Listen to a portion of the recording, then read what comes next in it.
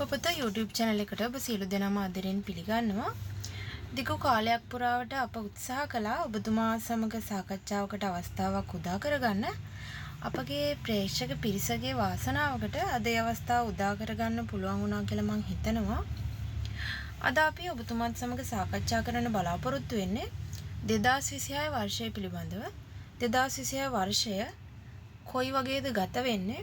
ඒ වගේම විශ්ව සම්මානිත හෙළ ජ්‍යොතිෂයට අනුව ලග්න 12ට මොන වගේ බලපෑමක්ද ඇති කරන්න කියලා පුළුල් සාකච්ඡාවක් අද අපි ඔබතුමත් එක්ක කරන්න බලාපොරොත්තු වෙමින් ඉන්නවා.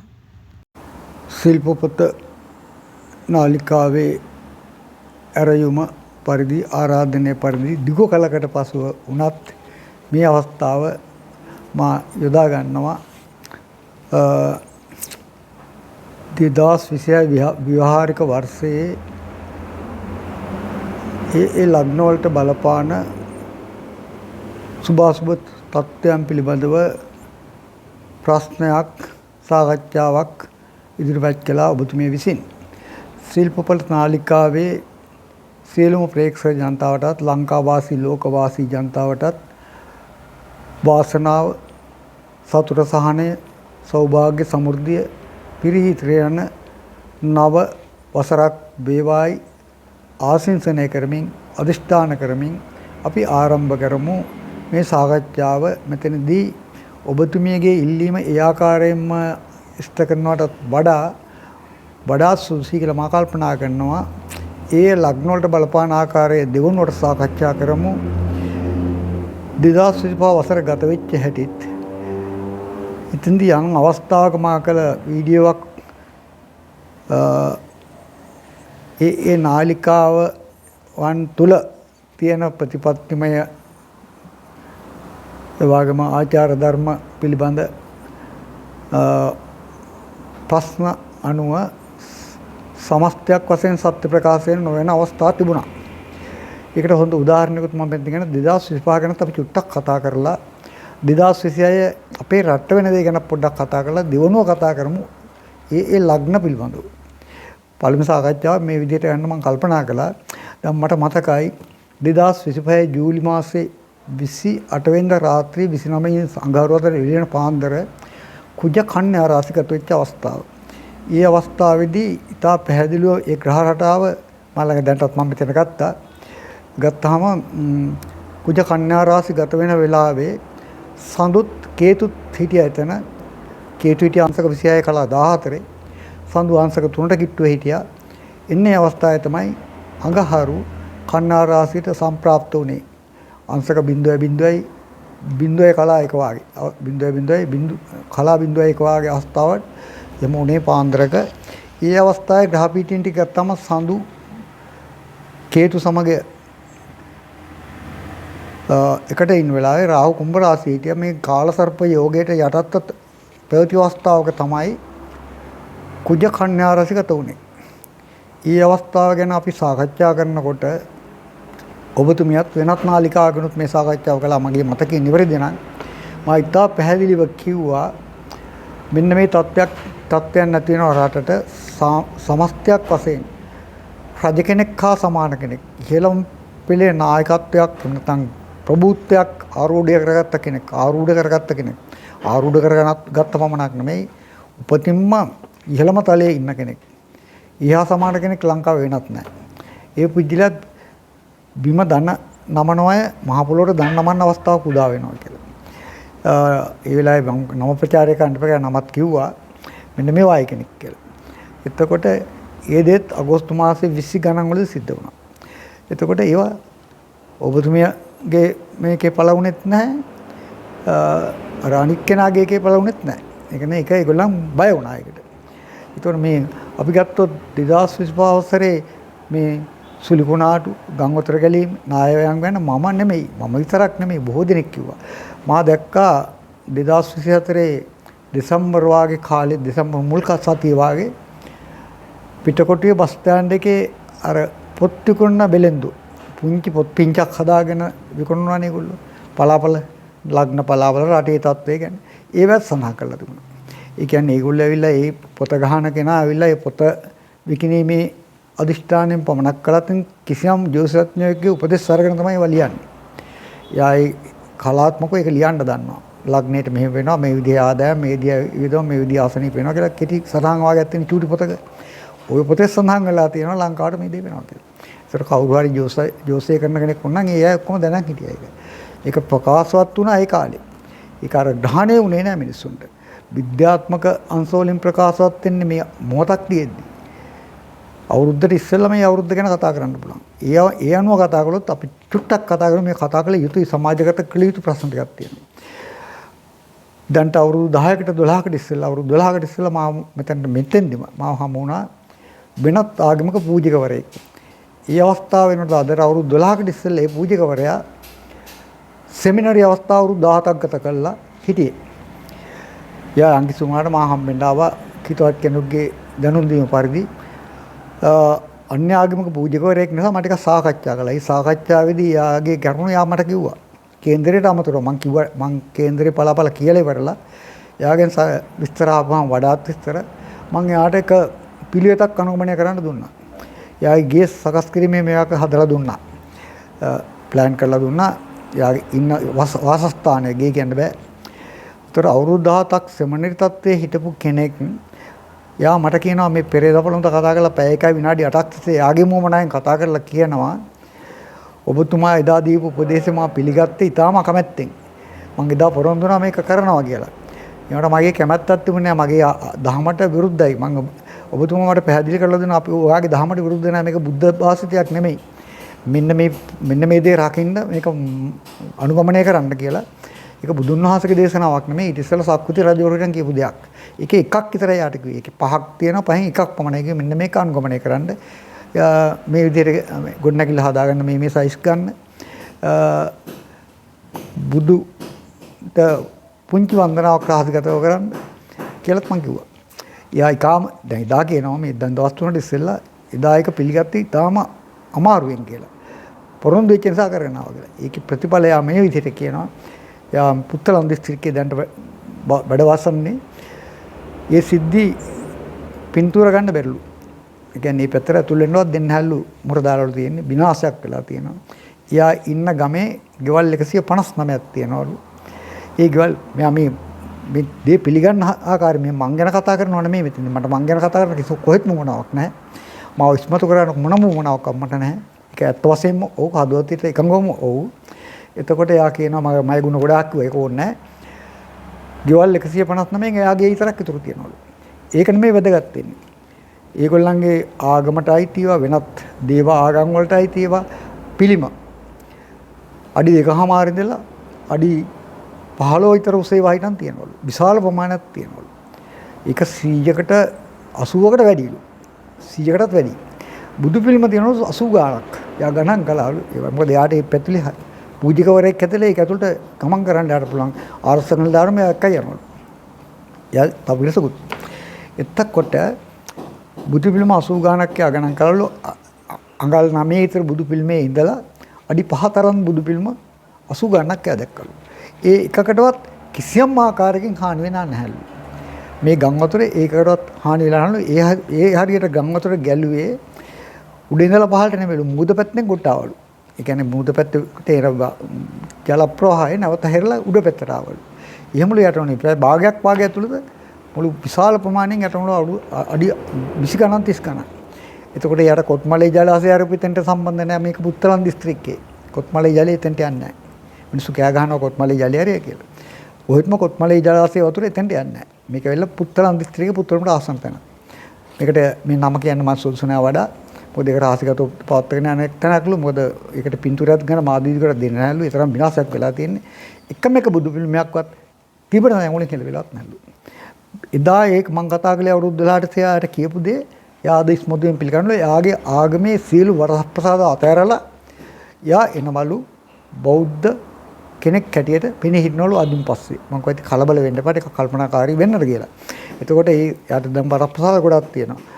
මට හම් වෙනකොට අවුරුදු 17ක් සෙමිනරි වශයෙන් පුහුණුවක් ලැබලා ආගම දහම ගැන ඒගොල්ලන්ගේ ඊට පස්සේ පූජකවරයෙක් පැමිණිලත් අවුරුද්දක් අතර පස්සේ මට හම්බුනේ.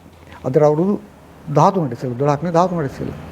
එදා යම් කිසි විශ්වාසයක් තිබුණලු මං කින්දිවල සත්‍ය ඇති කියලා. ඒක අනුගමනය කළාලු යාගේ ආගමට විරුද්ධ නොවන රහසිගතව මම අර පැහැදිලි කරලා දුන්නා මේක බුදුන්ගේ දෙයක් නෙමෙයි මේක ඉස්සරත් තියච්ච දෙයක් කියලා. මෙන්න මේක විතරක් අරගෙන කියන්නත් හේතුවක් තිබුණා.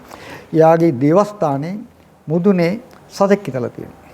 ඒ අවුරුදු 17 ඇතුලේ සෙමිනරි අවස්ථාවේ ඉන්නකොට ඒ සතා සමහර වෙලාවට මුදුන් යටලියේ ඉඳගෙන ඒ පූජනීය ස්ථානයේ කැත කරනවා. එහෙම වෙලාවක යාට ඉහළින් හිටපු ගුරුවරයෙක් මේ සතා හොඳ ආහාරයක් කියලා කිව්වලු. ඒ ගමන යා මට කියපු දේ මේ යාගේ පෞරුෂය යාගේ පැවැත්ම ගැන යා සාකච්ඡා කළා මම විනාඩි 15ක් විතර.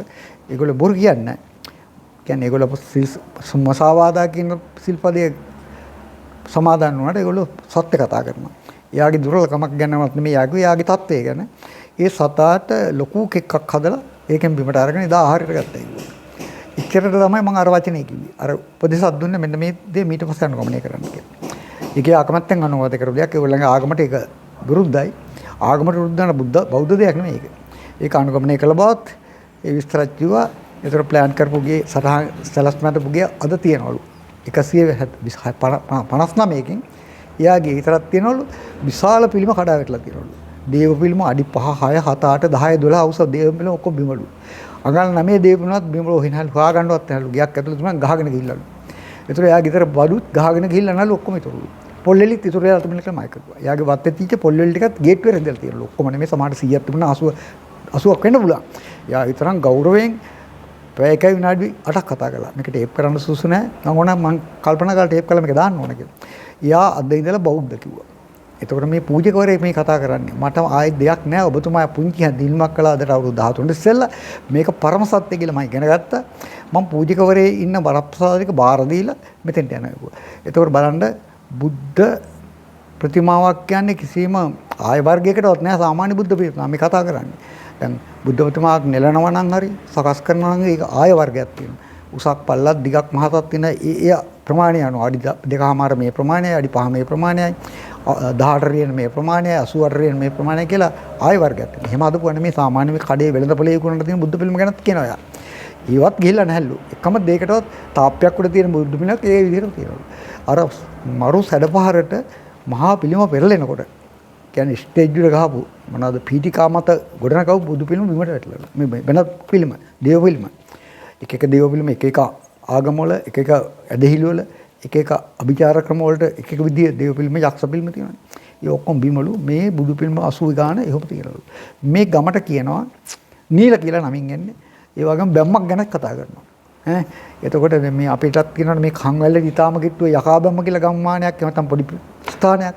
ඒ වගේ මේ පැත්තට ඒ වගේ නම් දෙකක් සම්බන්ධ වෙන ඒ ගමට ඇතුල් වීම තහනල්ලු. ඒ කියන්නේ ගමේ කවුරුවත් නැල්ලු. ඔක්කොම පාළු වෙලා. ගියක් හැටියට ඉතුරුලා තියෙන කිසිම සම්බන්ධයක් නැතුව එළියට බැස්සලු. ඉදිකිරීමක් හැටියට ඉතුරු කරන්නේ 159 එකයි. ඒ මං සල්සුන් කළු ගේ. ඒකෝට බලන්න මේ වාස්තු විද්‍යාව ගැන මොනතරම් හැඟීමක් දැනීමක් යාට දැන් ඇති වෙලා තියෙනවද? බුදු දහම ගැන මොන විදිය පැහැදීමක් විතර මේ මහා ව්‍යසනය ගැන අපි කතා කරනකොට ඊටම දුකෙන් කතා කරන්න වෙනවා. ඊටම කනගාටුවෙන් කතා කරන්න වුණත් මේ මහා ව්‍යසනය ඇතුලේ මහා පුදුම ખાස්කමක් තියෙනවා. ඒ වගේම අද බලන්න මම දවස් දෙකක් ගියා එක දවසක් මේ කාර් එකේ එක දවසක් අර ලොරියේ. දවස් දෙකක් ගියා ගම්පලහර නුවරඑලි පාරට. ගම්පලට ගිහලා නුවරඑලි පාරේ යන්න ගියා. පඩුවයක් ගේන්න කාර් එකේ පටවන බරක් මා විශ්වාස කළේ නැහැ කවදා කාර් එකක් යන්න පුළුවන් කියලා. පසුගිය මාසේ 27 වෙනිදා ගංගාවතුර ගැලුවේ 28 වෙනිදා 29 ගංගාවතුර තිබුණා. මම ගියේ මේ මාසේ 20 22. මේ වෙලාව 2025 දෙසැම්බර් 20 ගියා 22 ගියා. මට පුදුමයි විශ්වාස කරන්න පුළුවන් දෙයක් නෙමෙයි කැඩිච්ච මහා පාරවල් බුරුතු පිටින් ගිහිල්ලා තියෙනද අලුත් පාරක් හැදිලා තියෙනවා. කැඩිච්ච පාලම් අලුත් පාලමක් යන්න පුළුවන්. කිසිම මේකක් නැහැ. 4 වෙනි ගියර් එකේ ඔක්කොම ගියා. කාර් එකේ කඳු පල්ලම් 4 වෙනි ගියර් එකේ 3 වෙනි ගියර් එකේ ගියා. බරපතලකට තාම පල්ලම් බෑගෙන. ඒ තරම් හොඳ පාරවල් තියෙනවා. මේක වෙන්න බැරි දෙයක්. මේ රජය කරපු දෙයක් රජයට ආවඩනව නෙමෙයි මම. මේ ශ්‍රී ලංකාවේ අවුරුදු 60 70ක් ඇතුළේ ඒ වගේ දේවල් ඒ වගේ ආස්මක් දැකලා නැහැ. මහා පුදුම සංවර්ධනයක්. එතුමා කියනවා ඒ දින ගාන ඇතුළේ එහෙ කඩාවැටිච්ච ඔක්කොම ගොඩනගලු මේ කොහොමද ආමි නේවි යාපෝස් වගේ ආයතන වලින් පුදුම විදිහට ගොඩනගාගෙන යනවලු. මේවා වෙන්න බැරි දේවල් කියලා එතුමා කියන මාත් අත්දැක මේ ගම්පල ගිහලා. එතකොට බලන්න මේක ખાස්කමක් මේ කිසියම් පිරිසක් විසින් රජයේ විතරක් නෙමෙයි තවත් විශාල පිරිසක් විසින් ගොඩනගනවා කැඩි කැඩි. එතකොට ඒ හොඳ අත්දැකීමක්. ඕකත් ගිය වචනේ තිබුණා. විශාල විපත් වෙනවා. නැවත ගොඩනගනවා කියන එක. එතකොට මේ ගොඩනැගීම පටන් අර වෙන 2025ම. අපි 2026 ගැන කතා කරමු. මම කලින් කිව්වා කුජ කන්‍යා රාශිගත වුණේ ජූලි මාසයේ 28 වෙනිදා 29 වෙනිදාට එළි වෙන පාන්දර සෞන්දර්ය අඟහරුවාදා එළි වෙන පාන්දර ඒ chart එක මම ගාව තියෙනවා. යුරේනස් උසම රාශියේ හිටියා. මිථුන රාශියේ ගුරු සුකුරේ හිටියා. රවි බුධ වක්‍රව හිටියා කටක රාශියේ. 6 වෙනි මේෂ ලග්නේ ගත්තොත් 6 වෙන්න. එහෙම නැත්නම් කන්‍යාව හිටියා කේතුත් සඳුත් කුජත්. ඊට පස්සේ රාහු ඉන්නවා කුම්භ රාශිය 11යි. කුම්භ රාශිය. එතකොට කේතුටයි රාහුටයි මැද වෙලා මේ ග්‍රහ පිටිම තියෙන්නේ. ශනි සාමාන්‍යයෙන් මීන රාශියේ නෙප්ටියුනුත් එක එකම අංශකයක කලාවෙන් විතරයි වෙනස්. එකම නැකත එකම පාදේ හිටියා. එතකොට ඒ ග්‍රහ පිටිම ගත්තාම අඟහරු කන්‍යා රාශිගත වීම ගත්තාම පුදුම විදිහේ තත්ත්වයක් පෙන්වු කළා. ඒක මම පැහැදිලි කළා. ඒක නිර්වචනය කළා. ඒක පළවුනේ නැහැ. ඔබතුමියගෙන් ශිල්පපත නාලිකාව පළවුනේත් නැහැ. වෙනත් ලංකාවටම සම්බන්ධ නාලිකාවක් තියෙනවා. ඒගොල්ලෝ වෙලා ගිහලා ඒගොල්ලෝ කපෑ වෙනේව පළ කළා. එතකොට ඒවයි දැනගන්න ඕනේ ජනතාව. විශ්ව සම්මානිත රාශිගතව පැවැත්වෙන විශ්ව සම්මානිත ජ්‍යොතිර් තන්ත්‍ර හා වාස්තු වේදය. මේක අරුම පුදුම දෙයක් මගේ හපංගම නෙමෙයි. ඒ ගුරුවරු ඒ ගෙනලා තියෙන පොළොස් දෙස්වරයා ගෙනලා ඇවිල්ලා තියෙන தত্ত্বය එදා තිබුණා 100ක් අද තියෙන 10ක් 20ක්. අනිත් ඒවා විනාශ වෙලා යන්නේ නැති. ඒ පොඩ්ඩ වුණත් හරි වටිනවා. ඒක මහා විද්‍යාඥයෝ අපට කියනවා. ඉතින් බොහෝ දෙනෙක් මගෙන් ඇහුවා මා අසනීපෙන්ද මා සමහරව මා ජීවිතුන් අතර නැtei කියලා හිතුවලු. ප්‍රංශෙන් ඊය කතා කරලා කෙනෙක් කොහොම මා ජීවිතුන් අතර නැද්ද කියලා හිතුවලු. කෝල් කීපයක් ගත්තා කෝල් 10ක් විතර ගත්තොත් ආන්සර් කලේ නැල්ලු. ඇත්ත අර ගංගාතුර කාලේ අපිට ඒව කරන්න තිබුණේ නැහනේ. එතකොට තව ඇවිල්ලනවා. ඉතින් මාත් කල්පනා කළා මේක යන්න ඕනේ ටිකක් හරි ඉස්සරහට කියලා. මට අවස්ථාවක් නැතත් අන් අයගේ අවස්ථාව ඔබතුමීගේ අවස්ථාව අවශ්‍යතාවය මතවත් අපි එහෙම කතා කරමු. එතකොට 2026 වසරේ රටට වෙන දේ ගැන කියනවා ලෝකෙට වෙන දේ ගැන කියනවා නම් අපේ රට සුඛිත මුදිත වෙනවා. සමෘද්ධියෙන් සංවර්ධනයෙන් ඉහළට එනවා. ඒකට බොහෝ දෙනෙක් උපකාර කරනවා විවිධ රටවල. විවිධ රාජ්‍ය තාන්ත්‍රිකෝ රාජ්‍ය අංශ පෞද්ගලික අංශ විවිධ ආකාරයෙන් මේ උපකාර කරනවා. විතරක් නෙමෙයි සෑම සතයක්ම අර පිරිසඳායකව විනාශ වෙන්න ඉඩ නොදී ඒ ලැබෙන මුදල් ලංකාවේ යහපත සඳහා ජනතාවගේ යහපත සඳහා යොදවනවා. ඒ ගැන කිසිම තර්කයක් නැහැ. මම ওই රාජ්‍යයටවත් වෙනත් රාජ්‍යයකට පාක්ෂ කෙනෙකුත් නෙමෙයි අපක්ෂපාත කෙනෙකුත් නෙමෙයි. මට අර පාට මේ පාට කියලා මොකක්වත්ම නැහැ. ඒ තරමට නැහැ කියනකින් අදහස් කරන්නේ මොකද්ද? මොනම පක්ෂයකට මම නැති කෙනෙක්. මම කතා කරන්නේ මැද්දේ ඉඳගෙන හරියට මැද්දේ. මැද්දෙත් ඉඳගෙන කතා කරන්නේ. මැද්දේ ඉඳගෙන මම කතා කරන්නේ. රජයක් ගැන හෝ පුජ්‍යලි ගැන. හැබැයි මෙතන ඉන්නවනේ 150 ගාණක් ඉන්නවනේ මෙතන පිරිසක් නායකයෙක් ඉන්නවනේ. එදත් පාලනය වුණේ නායකයෙක් එක නායකයෙකුගෙන්. අපි ගත්තොත් පහුගිය වාර අවුරුදු 20 විතර කාලය ගත්තොත් නායකත්වයේ කාගාතුනේ එයාව තමයි නියෝජනය වුණේ. වෙන පිරිසිතියට හොය දන්න පිරිසිතියට සටකපට පිරිසිතියට උපාය මාර්ගක plan step 1 step 2 step 3 තියෙන හැටියට ඒවා ක්‍රියාත්මක වුණේ අර පුජ්‍යලගේ ඌමනාය පකන් මත. එහෙමනම් අද එක්කෙනෙක් හොඳටම ඇති එක්කෙනෙක් වැඩිතරන් මේ එක්කෙනාට පිරිසක් ඉන්නවා. අර කියන 150 ගාන නෙමෙයි දැනුම තියෙන අවබෝධය තියෙන රටට දයට සමයට හිතවත් නිලධාරි පිරිසක් ඉන්නවා. ඒ අය සමාජයට පසුගිය රජයන් වල හොරු වෙන්න පුළුවන්. හොරු වෙන්නේ කොහමද? නායකයා හොරෙක් නම් ගෝලියා හොරෙක් වෙනවා. ඒ අය සමහර අය ඉන්නවා හදවතට එකඟවම හොරකමට කැමති නැහැ. දූෂණයට වංචාවට කැමති නැහැ. ඒත් තමන්ගේ කොටසක් ගන්නවා. ඒ වගේ පිරිසක් ඉන්නවා. ඒ අය පිරිස තාම ලං වෙලා නැහැ රජයට. හොඳ පාලකයෝ ඉන්නවා. පාලනයේ දක්ෂ අය ඉන්නවා. හොඳ දැනුම තියෙන අය ඉන්නවා. ඒ අය තම රජයට ලං වෙලා නැහැ. රජය 2020 වසරේ මැද වෙන්න ඉස්සෙල්ලා මුල් කාලයේදීම අන්න ඒ අය තමන්ගේ උපකාරයට ලං කරගන්නවා. රාජ්‍ය නායක ලං කරගන්නවා. ලං කරගන්නව වෙනවා රාජ්‍ය නායකයට. ඒක මේ විශ්ව නියාමයේ එක නීතියක්, එක රීතියක්. සුභාදාමයේ නීතියක් තියෙන, න්‍යායක් තියෙනවා. විශ්ව නියාමයක් සුභාදාමයේ නියාමයක් තියෙනවා. ඒ නියාමයට අනුව ඒ අය ලං වෙනවා. එදා හොරකම් කරපු නිලධාරියෙක් වෙන්න පුළුවන්. එයා නෙමෙයි හොරා. ඒක දැනගන්නවා රාජ්‍ය නායකයා. දැනගෙන ඒ දැනුම උකහා ගන්නවා. ඒ දැනුම ලං කරගන්නවා. ලං කරගත්තාම රට සංවර්ධනය වෙනවා. අද රට ගත්තොත් රටේ ජනතාව ඊටාම මේ කියන්නේ මොකද්ද? ඒකට කියන වචනේ එකපාරට මට එන්නේ නැහැ. මොකද්ද? තම තමන් ගැනම හිතලා කතා කරන ගතියක් තමයි මේ රටවල වගේ මේ පාර ගියොත් වාහනයක් ගියත් අනිත් එක්කලා ඉඩ දෙන්නත් ගතියක් වෙනවා. ඒ කියන්නේ ආචාර ධර්ම වලින් දුර්වලයි. ඒ තත්ත්වයක් ක්‍රමක්‍රමයෙන් මේ ස්වභාව ධර්මයේ විසින් මේ ග්‍රහපීඨිය විසින් 2026 දී මකවනවා. මකවනවා කියන්නේ රත්තරන් මකවල නැවත තව දෙයක් හදන්න පුළුවන්. රිදී මකවල තව දෙයක් හදන්න පුළුවන්. ඒ තත්ත්වයටපත් කරනවා. ඒ මොකද මේ තත්ත්වේ නැති අය විනාශ කරනවා. ඒ අය පහළට හෙල්ලනවා. ඒක ඉබේම මේ ස්වභාව ධර්මයේ කරනවා. මේ සුලිකුණාටුව වාගම එකක් කරනවා. ඒ වගේම මේ රජයේ ඇතුලේ ඉන්නවා කොස් ගහක් යට බුදු වුණා නම් බුදු කෙනෙක් අපට ඔස් කන්න හම්බෙන්නේ නැහැ කියව කෙනෙක් ඉන්නවා. ගස්කල් වන්දනා කරන එක තව කෙනෙක් ඉන්නවා. තවත් ඇය ඉන්නවා ඒ වගේ. ඒ කියන්නේ ආගමකට දහමකට නැති අය. අන්න ඒගොල්ලන්ට තාම තියෙන වෙලාවක්. ඒක රට්ට පරිහානියට හේතුවක්. ස්වභාව ධර්මයේ ඒගොල්ලන්ට ඉඩ දෙන්නේ නැහැ. මොකද තේරවාදී බුද්ධහම පවතිනයි කියලා බුදුන් වහන්සේ අධිෂ්ඨාන කළා ශ්‍රී ලංකාවේ. ඒක මම ඊයේ කතා කළා තායිලන්ත ජාතිකයෙක් එක්ක ටේප් කරලා තියෙනවා. ඒ කතාව මම ටේප් කරනවා කියලා ගත්තේ. එයා කියන ඒගොල්ලන්ගේ රටේ 96%ක් බෞද්ධයෝ පන්සල් විහාරාරාම ඕන තරම් තියෙනවා. රජේ නම් අනුග්‍රහය දක්වන සෑම කෙනෙක්ම පින්ඩපාතේ වැඩි වහම අර ඒගොල්ලන්ගේ සල්ලි වලින් අපේ ලංකාවේ ලක්ෂ 2කමාරක් එක්කන දෙනවලු. පින්ඩපාතේ වටම වෙනම බෑග් එකකට දානවලු. පින්ඩපාතේ හැම්මෙන කෑම ගැන කතා කරනවා ලොරි දෙකක් ගන්න පුළුවන් එක්කෙනෙක් පින්ඩපාතේ මාසයක්. කියන්නේ බස් එකක් පුරන්න පුළුවන්ලු පින්ඩපාතේ ලැබෙන දේවල් වලින්. එතකොට එක පින්ඩපාත ගමනේ සමහර විට එක එක්කෙනෙක් එකම පුජ්‍යලෙක් දෙනවලු අපේ ලංකාවේ සල්ලි වලින් ලක්ෂ 2කමාරක්. ඒ සල්ලි වල කරන්න දෙයක් නැලු. ඒ තරම් ඒගොල්ලෝ වචකම් තියන අය. එතකොට ආරක්ෂාව තියෙන ඒගොල්ලෝ එහින් චීනි ආරක්ෂා කරනවා මෙහින් ඉන්දියා ආරක්ෂා කරනවා එහින් ජපානය ආරක්ෂා කරනවා ආරක්ෂාවකුත් තියෙනවා රත්තරන් කොච්චර දුමනද. මා දන්නවා හුඟක් දිනේ නොදන්න දෙයක් තායිලන්ත වල තියෙනවා අපේ බුදුන් වහන්සේගේ විශේෂ ධාතුන් වහන්සේ නමක්. ඒක රන් චෛත්‍යයක් ඇතුළේ තියෙන. ඒ රන් චෛත්‍යය බටකල් රන් චෛත්‍ය හදන එක රජුරු ඒ කාලේ. රත්තරන් චෛත්‍යනේ මට කරලා දිනවා. මොකද්ද මේක චෛත්‍ය කියලා හොයාගන්න බැරි වෙනවා. ඒ තරම් හොඳ බෞද්ධ රටක්. හැබැයි දැනුම අවබෝධය අඩුයි. බෞද්ධ දර්ශනය අඩුයි සංස්කෘතිය වැඩියි. එයා කියන්නේ ආහාර රටාව ගැන කියනවා.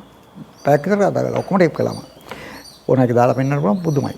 එතකොට අපේ ලංකාවෙන් ගිය කෙනාට යගුල ගරු කරන සිංහලයකට පැවිදිච්ච අරුම් බුදුම ගරුත්වයක් තියෙනවලු. එයයි නායක හාමුදුරු සාමාන්‍ය කෙනාට එක්කත් බොහොම හිතවත් වෙනවලු. බොහොම ගරු කරනවලු. වඳින්න පුළුවන් නම් වඳිනවලු. සිංහල පුංචි හාමුදුරන්ට තායිලන්ත ලොකු හාමුදුරු කෙනෙක්. ඒ විදිහේ එහෙම රටක් මේක. මේ රටේ ආගම දහමට ගරු කළ යුතු වෙනවා. සුභා ධර්මයේ එක නීතියක් ඒක සුභා ධර්මයේ රීතියක් ඒක. විශ්ව නියාමයේ එක කොටසක් ඒක. ඒ වගේම බලන්න අපේ ලංකාව පිටතින් සමකයට ආසන්නව විද්‍යාත්මක මොකද විද්‍යාත්මක සංසිද්ධියක් සංකතයක් එක මේ ක්‍රමයක් තියෙනවා සුලිසිලං ගම් වතුර නායම් වාගේ ලොකු විපත් වෙන්න බෑ මේ කලාපයට. මේ කලාපේ ලංකාව විතරක් නෙමෙයි ලංකාව ඉන්දියාව මෙහෙම යන පටියක් තියෙනවා. මේ පටියට ලෝකයේ තියෙන අනිත් විපත් වලට එන්න බෑ. ඒක එක්තරා ක්‍රමයක්. තාමත් කලාතුරකින් තමයි එන්නේ. ඒක එන්න බැරි තරම් තාමත් කලාතුරකින් මේ සිද්ධ තමයි සිද්ධ වෙන්නේ. ඒක හන්ද එක කොත්මඩේ ජලාශය වතුර ඇරියට ගණිත කරන්න බෑ. රට හරක් එහෙම කිව්වට රට මෝඩිය එහෙම කිව්වට මේක වෙන්න බැරි දෙයක්. වෙන්න බැරි දෙයක් වුණත් වෙනවා. සුභා ධර්මයේ කුපිත වෙන අවස්ථාවක් තියෙනවා. සුභා ධර්මයේම රීතියක් තියෙනවා. එක්තරා ඒ රීතිය මත එක පැවැත්මේ රීතියක්. ඒ රීතිය මත මේ සමකය කෙලින් මේ ආසන්නව තියෙන ශ්‍රී ලංකාව අති සුවිශේෂයි. අර වාගේ විපත් වලට මේක ඇතුළට එන්න බෑ. ඒක අහෝසි වෙනවා. ඒක මේ ගණිත ක්‍රමයක්. අද නවීන විද්‍යාඥයෙක් පිළිඅරන් තියෙනවා. දා ඉසුරු එක කියලා තියෙනවා. මෙන්න මේ ආරක්ෂක පටිය මේක. මේක විතරක් කියලා. ඒක අද හෙළම් පෙළේ නාසායතන විද්‍යාඥයෝත් ඒකම තහවුරු කරනවා. වෙනත් විද්‍යාඥයෝත් ඒකම තහවුරු කරනවා. එහෙමත් කියද්දි මේක වුණා. ඒක වෙන්න ඕන දෙයක්. මේකේ ආශිර්වාදයක් වෙනවා. මා ඊටාම කනගාටුයි වෙච්ච දෙයට අපට ලොකු හානි වුණේ නැහැ. අර වාගේ බේරිච්චයත් ඉන්නවා.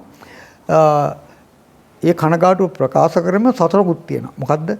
මේ ඇවිල්ලා බෙස්සලා පැමිණිච්ච ආශිර්වාදයක් නුනත් බෙස්සලා පැමිණිච්ච තවත් කාණ්ඩයක්. ආශිර්වාදයක් කියන්න බෑනේ මේ ජනතාවක් නැති වුණා. තව ජනතාවගේ ධන දේපල නැති වුණා. අන්දිවත පමණක් ඉතුරු වුණා. ඒක ආශිර්වාදයක් කියන්න අපිට කොහොමත්ම බැරි වුණත් මේක අනිත් පැත්ත කරකෙන්න හොඳ අවස්ථාවක් උදා වෙලා තියෙනවා. සෑම කෙනෙකුට මේ තේනවා 2026 සමෘද්ධිය සංවර්ධනය මිනිසුන්ගේ සිස්සතන් වල ස්වභාවය වෙනස් වෙලා හරි පැත්තට මිනිස්සු ගමන් කරනවා. රට ගැන කතා කරන්න තියෙන එකයි බටහිර රටකට අති විශාල ව්‍යසනයක් එනවා. ගොඩ යන්න බැරි තරම් මහා විශාල රටක් බිමටම වැටෙනවා යම් මට්ටමකින්. එදාට ඒගොල්ලන්ට බෑ මේ අද ලංකාව ගෙනියන තත්ත්වය ගෙනියන්න. ඒගොල්ලෝ ඉහළම තලයේ ඉන්නේ හානියක් වෙනවා. විවිධ රටවලට විවිධ විපත් එනවා. වැඩියෙන්ම එන්නේ බටහිරටයි. 2026 අතරේ දෙසැම්බර් 31 ඉඳලා 2026 ජනවාරි 1 දෙසැම්බර් 31 අතර දැනෙන හානි කීපයක් බටහිර රටවල් කීපයට එනවා. පෙරදිගත් එක රටක් මේකට අයිති වෙනවා. මේක පෙරදිග රටක් වෙනම දීපයක්. ඒ දීපෙත් යම්කිසි කොටසක් විනාශ වෙනවා. 2026 අතරේ අපි ඊළඟට යමු. දැන් මගේ මේ කතාව ඇතුලේ ගන්න පුළුවන් ටිකක් ඇති. අපි ඊළඟට යමු. ඒ ලග්න හිමියන්ට 2026 ගත කරන්න වෙන ආකාරය මා දකිනවා. වැඩි දෙනකොට වැඩි ලග්න හිමි මේෂයේ ඉඳලා මීනයේ දක්වා ලග්න 12ක් තියෙනවා. මේ ලග්න 12න් 7කටම සාමය, සමෘද්ධිය, වාසනාව, සතුට සහනය, සෞභාග්‍ය උදා කරගැනීමේ විශේෂ හැකියාවන් තියෙනවා. ඒ 7කටම. එතකොට තව ඉතුරු 5ක් ලග්න 12න් ඒ පහිනොත් 3 දෙනෙකුට මධ්‍යස්ථ වශයෙන් ඉහළට නැගිටීමේ හැකියාව වෙනවා. ඉතුරු දෙන්නට ඉතුරු ලග්න දෙකට තරමක් අසතුරුදායක තත්ත්වයක් ඇති වුණත් ඒ ලග්න දෙකටත් ඒ 2026 ග්‍රහ පීඨිය මත වරින් වර නිින්දෙන් නැගිට්ටා වගේ ධන ගාන කකුලේ කොරයක් තිබුණනම් කොරේ නැගිටලා නැගිටින්න පුළුවන් ඉදින්න පුළුවන් වුණා අවස්ථාවල් උදා වෙනවා. ඒ අවස්ථාවල් හඳුනා ගන්න මම උදව් කරනවා මේ සාකච්ඡාවේදී ඒ ලග්න වලට කියන එන්නේ අවස්ථාවල් හඳුනාගෙන එයාටත් පුළුවන් ගොඩට එන්න. මොකද රටම ගොඩ එන අවස්ථාවක් තමයි 2026. එතකොට උත්තර පුටුප රේවති අස්විද බෙරණ වාගේ නැකත් වලින් ඉන්න අයට තවත් එහාට යනවා පොඩ්ඩක්. සියවස උත්තර පිට වෙනදලා බෙරණ දක්වා නැකත් හතරෙන් උපන්න අයට විශේෂ හානි තියෙනවා. ඒ හානි තිබුණත් එයාටත් වරින් වර තියෙනවා මේ සියල්ල නැති කරගෙන ගොඩ එන්න පුළුවන් අවස්ථා. මේ ලග්න 12 ගැන කෙටියෙන් සඳහන් කළේ. අපි සාකච්ඡා කරමු ඊළඟට මේෂ ලග්නයේ ඉඳලා මීන ලග්නයේ දක්වා ඒ ලග්න හිමියයට ගතවන ආකාරය 2026 අතර ආසන්න වශයෙන් 40ක් 50ක් සත්‍ය වෙන කරුණු අපි සාකච්ඡා කරමු ඊළඟ පියවර වශයෙන්. පැහැදිලිද?